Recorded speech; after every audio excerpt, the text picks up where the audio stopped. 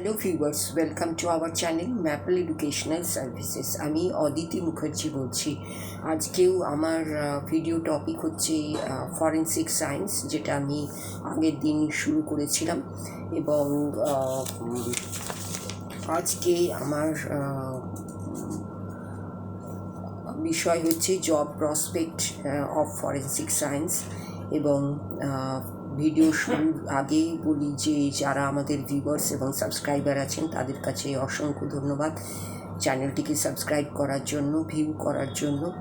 এবং আগামী দিনে আপনাদের কাছ থেকে আরও বেশি ভিউয়ার্স এবং সাবস্ক্রাইবার আশা করছি, আরও বেশি লাইক, কমেন্ট এবং শেয়ার আশা করছি, যাতে করে এই ম্যাপল এডুকেশনাল সার্ভিসেসের মতো একটি এডুকেশনাল চ্যানেল, একটি তথ্যমূলক চ্যানেল এগিয়ে চলতে পারে আপনাদের কাজে।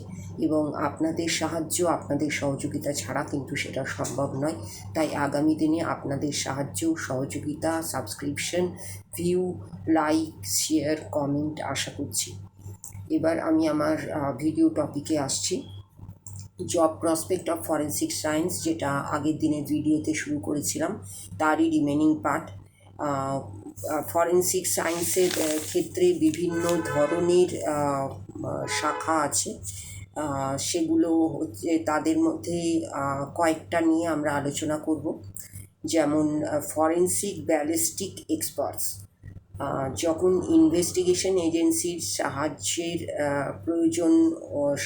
প্রয়োজন অনুভব করে, বুলেট ট্রেস করার ক্ষেত্রে অথবা যে আগ্নেয়াস্ত্র ব্যবহৃত হয়েছে অপরাধের ক্ষেত্রে সেটিকে আইডেন্টিফাই করার ক্ষেত্রে, তখন তারা ব্যালিস্টিক এক্সপার্টসদের সাহায্য নেয় এটি জানার জন্যে যে বুলেটটি ফায়ার করা হয়েছে একই অস্ত্র থেকে কিনা। Next, forensic DNA analyst. DNA analysis ক্রমাগত প্রমিনেন্স পাচ্ছে ক্রিমিনোলজি এবং ফরেনসিক সায়েন্সের ক্ষেত্রে। Forensic document examiner.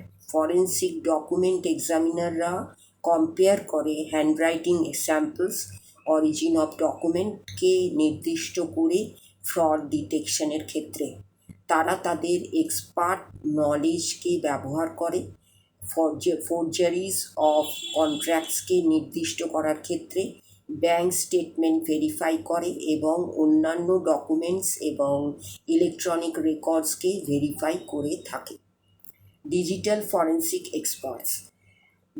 সাইবার এজের যুগে অপরাধের এভিডেন্স ডিজিটাল ফরম্যাটে থাকে, যেমন emails, chats, documents, digital pictures, pen drives, mobile phone ইত্যাদি। আমরা যত কম্পিউটার এবং ডিজিটাল ডিভাইস ব্যবহার করব, তত অপরাধীরা ইলেকট্রনিক ফিঙ্গারপ্রিন্টস এবং অন্য ক্লু ছেড়ে যাবে। ইমেজিং এবং এই ধরনের এভিডেন্স রিকভার করা বা উদ্ধার করার ক্ষেত্রে এবং অপরাধের ইনফরমেশন অ্যানালিসিস করার ক্ষেত্রে এই ক্ষেত্রটিকে বলে ডিজিটাল ফরেনসিক্স। ফরেনসিক সাইকোলজি বা সাইকোলজিস্ট, এটি ক্রিমিনালদের প্রোফাইল প্রিপেয়ার করে এবং বোঝার চেষ্টা করে তাদের মাইন্ড এবং অ্যাকশন, যেটা যেটা সাহায্য করে অপরাধীদের গ্রেপ্তারের ক্ষেত্রে। ফরেনসিক অ্যানথ্রোপোলজিস্ট, তারা এই ফরেনসিক অ্যানথ্রোপোলজিস্টরা স্পেশালাইজড হিউম্যান রিমেন্স আইডেন্টিফাইয়ের ক্ষেত্রে এদের দরকার পড়ে। Physical decomposed remains and skeleton system study করে অ্যানথ্রোপোলজিস্টরা এবং ডিটারমাইন করে বয়স, sex, weight of A victim এবং আঘাতের রকম, অপরাধী রিসিভ করেছে এবং মৃত্যুর কারণ। এইগুলো ছিল ফরেনসিক সায়েন্সের বিভিন্ন ক্ষেত্র নিয়ে কাজ করার প্রসপেক্টসগুলো এবং ডিটেলসটা। এরপরে আমরা আসছি ফরেনসিক সায়েন্সের ক্ষেত্রে কী কী ধরনের কোর্স অ্যাভেলেবেল আছে। বিভিন্ন ইনস্টিটিউট এবং ইউনিভার্সিটি ইন্ডিয়াতে অফার করে ফরেনসিক সায়েন্সের কোর্স ইউজি লেভেল এবং পিজি লেভেলে। এবং একজন স্টুডেন্ট তার কেরিয়ার স্টার্ট করতে পারে ফরেন্সিক সায়েন্সের ক্ষেত্রে BSc in forensic science pursue করে, এবং এটি একটি 3 to 4 ইয়ার্স কোর্স। বিভিন্ন ইউনিভার্সিটি এবং ইনস্টিটিউট অফার করে এই কোর্সটি ইউজি লেভেলে। মিনিমাম কোয়ালিফিকেশন হচ্ছে এই ডিগ্রি কোর্সটির জন্য 10+2 level with science subjects. After graduation also একজন স্টুডেন্ট টেক আপ করতে পারে PG diploma course in forensic science and criminology. MSc in forensic science হচ্ছে 2 বছরের course.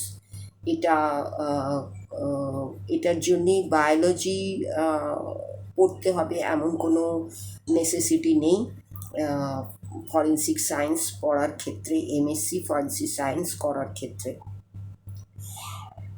Diploma in forensic anthropology pursue করা যায় after graduation. PG diploma in forensic anthropology pursue করা যায়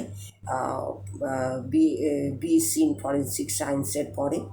BSc in criminology offer করা হয় বিভিন্ন ইউনিভার্সিটি থেকে, এবং বিভিন্ন ইউনিভার্সিটি এবং ইনস্টিটিউট ফরেন্সিক সায়েন্স আবার ক্রিমিনোলজির সঙ্গেও মাস্টার্স লেভেলে অফার করে থাকে। PhD in forensic science also pursue করা যায় কিছু ইউনিভার্সিটি থেকে। এই ছিল আমার ফরেন্সিক সায়েন্সের ওপরে ভিডিও, যার দ্বারা আমি ফরেন্সিক সায়েন্সের ক্ষেত্রটি আপনাদের কাছে তুলে ধরার চেষ্টা করলাম। এটি একটি খুব প্রমিসিং ফিল্ড এবং একই সঙ্গে ইন্টারেস্টিং ফিল্ড। এই ফিল্ডটি আফটার 10+2 সায়েন্স করার পরে এই ফিল্ডটি নিয়ে পড়াশুনো করে এগিয়ে যাওয়ার ক্ষেত্রটি আপনারা চিন্তা ভাবনা করে দেখতে পারেন। ফরেন্সিক সায়েন্স আজকের যুগে একটি খুব অতি প্রয়োজনীয় বিষয়, এবং আমাদের যত ক্রাইমের সঙ্গে আমরা পরিচিত হব তত ফরেন্সিক সায়েন্সের কাজ ক্ষেত্র আরও বেড়ে যাবে, এবং সেখানে কাজের ক্ষেত্রটি আরও ভালোভাবে প্রসারিত হবে, এবং ফরেন্সিক সায়েন্স বা ফরেন্সিক সায়েন্টিস্ট বা ফরেন্সিক অ্যানথ্রোপোলজিস্ট, ফরেন্সিক সাইকোলজিস্টের এবং বিভিন্ন আরও যে ক্ষেত্রগুলি আমি বললাম তাদের প্রয়োজন অবশ্যম্ভাবী, এবং তাদের ছাড়া কোনো ক্রাইম ডিটেক্ট করা সম্ভব নয় আজকের যুগে। এবং আজকের যুগে ক্রাইমের যে বেড়ে চলার যে প্রবণতা দেখা যাচ্ছে তাতে ফরেন্সিক সায়েন্টিস্টদের, ফরেন্সিক এক্সপার্টসদের কাজ আরও বেড়ে যাচ্ছে, এবং আগামী দিনে আরও বেড়ে যাবে বলে আশা করা যায় যদি আমরা ক্রাইম কন্ট্রোল করতে না পারি। এবং সঠিক ক্রাইম নির্ধারণের ক্ষেত্রে ফরেন্সিক সায়েন্সের সাহায্য একান্ত প্রয়োজনীয়, এবং ফরেন্সিক সায়েন্সের দ্বারাই আমরা একটা ক্রাইমকে নির্দিষ্ট করতে পারি, এবং ক্রাইমের ক্ষেত্রে অপরাধীদের ক্ষেত্রে সঠিক শাস্তির ব্যবস্থা করতে পারি, এবং ক্রাইমটিকে সঠিকভাবে ডিটেক্ট করা কাজেও এর সহযোগিতা একান্ত প্রয়োজন। এই সব দিকগুলিকে মাথায় রেখে এবং আগামী দিনের পরিস্থিতিকে বিচার করে অবশ্যই ফরেন্সিক সায়েন্সকে একটি কেরিয়ার অপশান হিসেবে নেওয়া যায় যদি স্টুডেন্টের মনে ডেডিকেশন থাকে এই ধরনের একটি ক্ষেত্রকে কেরিয়ার অপশান হিসেবে ভাবতে এবং এর সঙ্গে এগিয়ে চলার মতো সাহসিকতা থেকে থাকে, তাহলে অবশ্যই ফরেন্সিক সায়েন্স একটি পপুলার, প্রমিসিং এবং ফ্লারিশিং কেরিয়ার অপশান হতে পারে। এই বলে আমি আজকে আমার ভিডিওটি শেষ করলাম।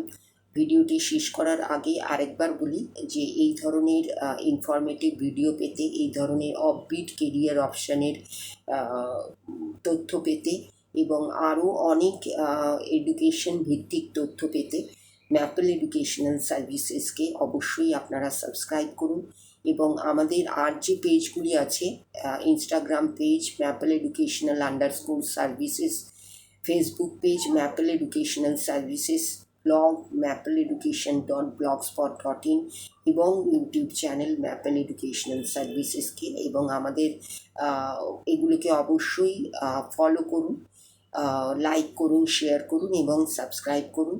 এবং আমাদের যে কন্ট্যাক্ট নাম্বার আছে 9163504684, 9230533910, এগুলোতেই আপনারা কন্ট্যাক্ট করে এডুকেশন সংক্রান্ত যে কোনো বিষয় আলোচনা বা কেরিয়ার কাউন্সেলিং বা academic career counselling, academic career planning, overseas academic career planning সম্বন্ধে আলোচনা করতে পারেন, যোগাযোগ করতে পারেন। এই বলে আমি আমার ভিডিওটি শেষ করলাম। শেষ করার আগে সকলের জন্য রইল নমস্কার এবং ধন্যবাদ।